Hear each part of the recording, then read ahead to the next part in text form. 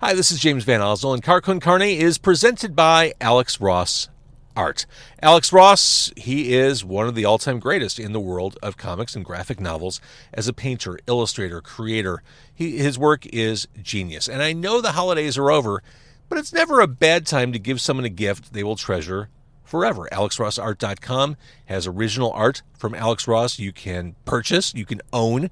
It's fun just going through the site and seeing all the things he's done. Jaw-dropping stuff. He also has a YouTube page so you can keep up with him. Here's Alex Ross to tell you all about it. Hi, this is Alex Ross. I appreciate you guys supporting our YouTube, and we create new content every week. I hope you will continue to support us, and please subscribe. So I'm recording this at the very end of December, which is the very end of 2023, which means there are days, literal days, left to vote for Con Carne as Best Music Podcast in the Chicago Readers Poll, Best of 2023 poll. I'm asking for your support. If you're watching on YouTube or Facebook, the link's right there on the screen. It's a bit.ly link, bit.ly/vote Con Carne. It's also in the copy, if you're listening, the copy that is associated with this particular podcast episode. A lot of work, I'm sure you realize, a lot of work goes into recording Con Carne and producing the audio and video content and preparing for my guests and working with restaurants and venues and events. I'm going to keep doing it. There's no slowing down, but your support helps me further everything I do. So thank you for your consideration. Again, the link is on your screen. With that, here's the theme song. It's Con Carne. Let's eat in the car. It's Con Carne. And now here's the star of our show, James Van Oslo.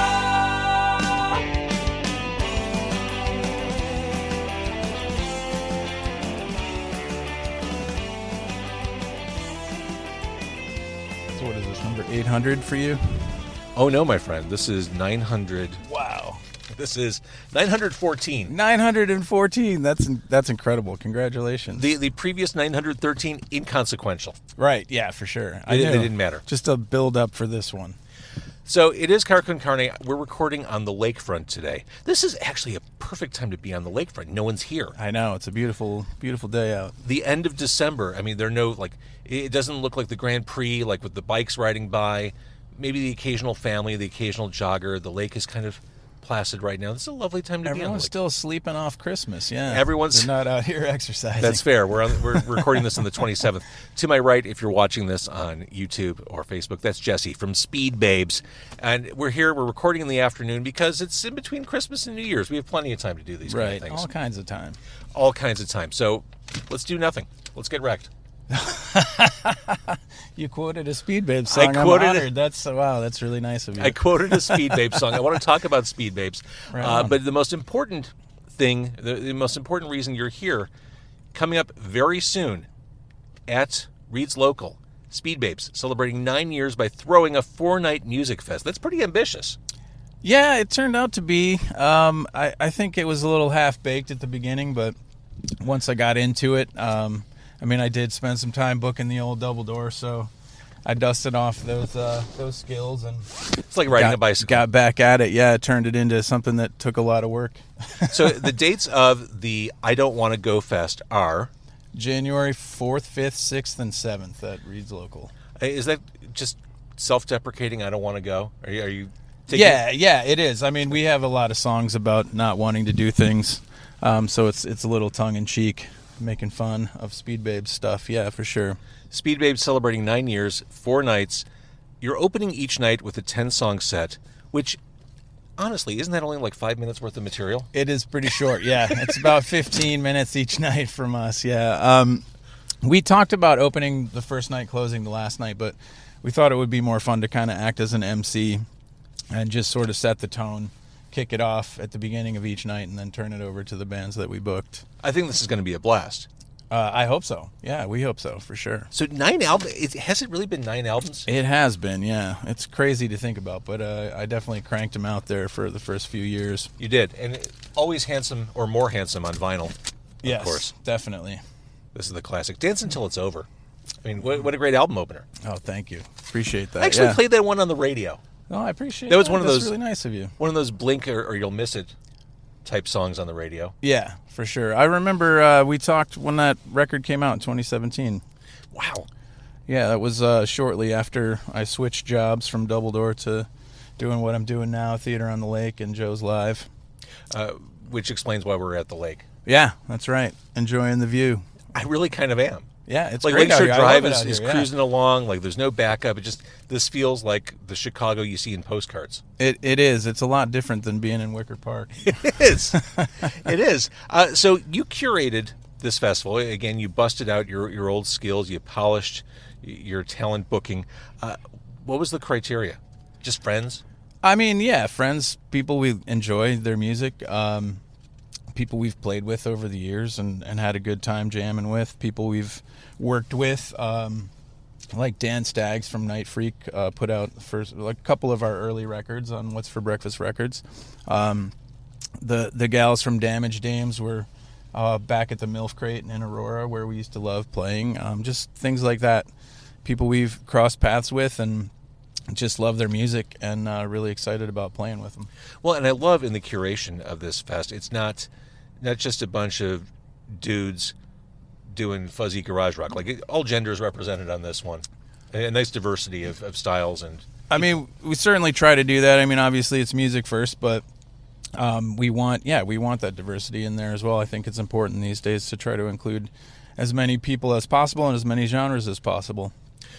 What another thing I love about this festival, honestly, everything as far as activity goes falls off a cliff after New Year's. Like there's nothing to do. Right. Like this is woodshed time in Chicago. No one goes out, no one plays. This is one of the few things you can count on in January. Yeah. I mean, it's obviously the old Ian's party window.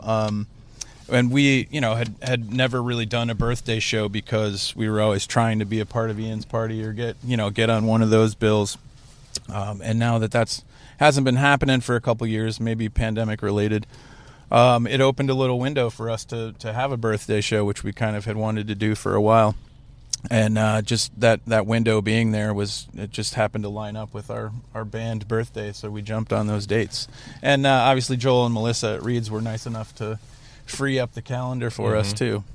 And again, Reed's Local, the 4th through 7th of January. Yes. And it's the I Don't Want to Go Fest. Just to quickly run down the bands: Daarling, Heet Deth, Watermelon, Precocious Neophyte, Repent, Nightfreak, Voidclass, Miniskirt, Damaged Dames, the aforementioned Damaged Dames, Jurassic Kong, Tuff Sudz with a Z, 96 Cougar, and of course, every freaking night it is Speed Babes. Yeah, we're kicking it off around 9 o'clock each night with a short set, and then we'll turn it over to the other bands each night. We do have a website for it, idon'twannago.com. That's WANNA, idon'twannago.com. It's got the full schedule on there. You can check it out. I'm impressed that you have a website, because I get the sense, and you can tell me if I'm completely wrong, I get the sense that you don't love the promotional part of being in a band. I mean, who does? Some people do. I mean, yeah, for sure we don't. But it is important, I think, to get that information out there. And we don't want to be, pressuring people or hounding people, but having a resource out there to go and see the schedule is really important, I think. And we want to promote it, but we want it to be a little more passive, I guess, if we can. So we're not being too pushy about it. Well, I'm sorry I put you in this awkward situation of having to talk about the show. Yeah, why would you do that to me, man? How dare I? I just wanted to post on Instagram and lay low. No, Well, I mean, it's great, actually, to get to do it. I appreciate it. You basically walked away from Facebook, didn't you? Like, peace out, we're done. Yeah, we kind of did. I mean, I thought everyone else was going to do it too, but I was wrong. Come on, guys, here we go. Yeah, we're leaving, and then nobody left, and we did, though. I mean, I dip back in every once in a while, try to catch up on messages, but yeah, we don't do it very much. So last year, the most recent full release, and I may have missed a couple since we sat down. Good Luck with Your Life. Yeah. Okay. Yeah, put that out. We got Bro Zero this year. That's correct, yeah. More stuff on the way, obviously. Yeah, we actually spent most of this year working on studio stuff. Pretty much everything we've put out so far is just me by myself on my iPhone. And The fact that you can do that. Like, you grew up in a time when you couldn't do that. I know, and it was super fun to have that resource. The workflow is great. I love GarageBand on the iPhone, and since I started doing it on the iPhone 4, the app has come a long way in terms of capability 4. as well. Yeah.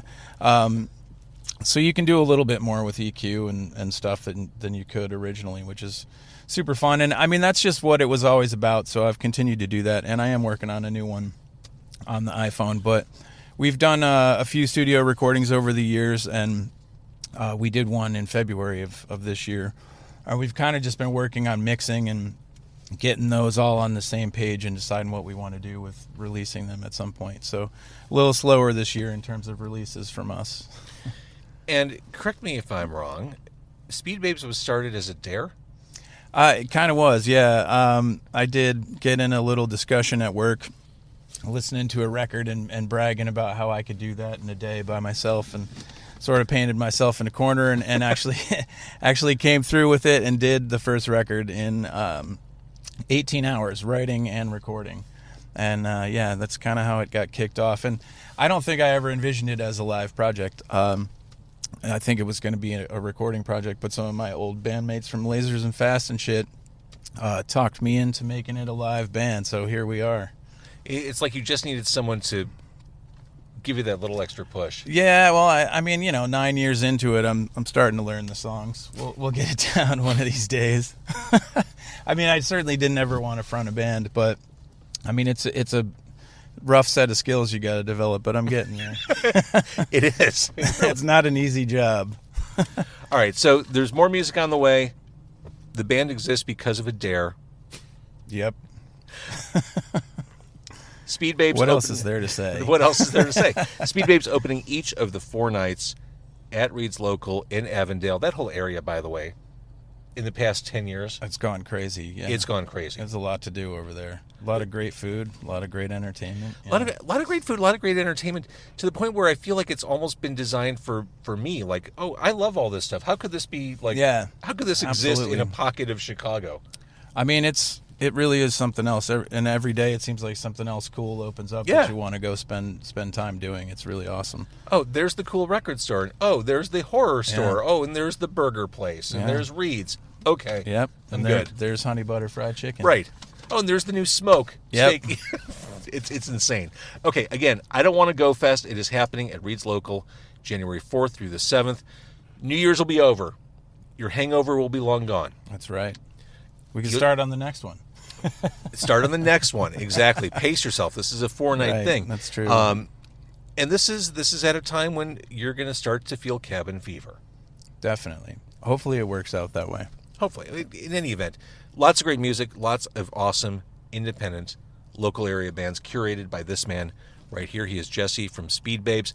I'm looking forward to this, and I think this is an awesome thing you put together. Thank you very much. I appreciate it. All right, new music in 2025 from Speed Babes. 2024, hopefully. Oh, shit, yeah. You know how you kind of lose track of dates and time? Well, both years. We'll put some stuff out both years. Right, exactly. All right, thank you, Jesse. Yeah, for sure. Thank you.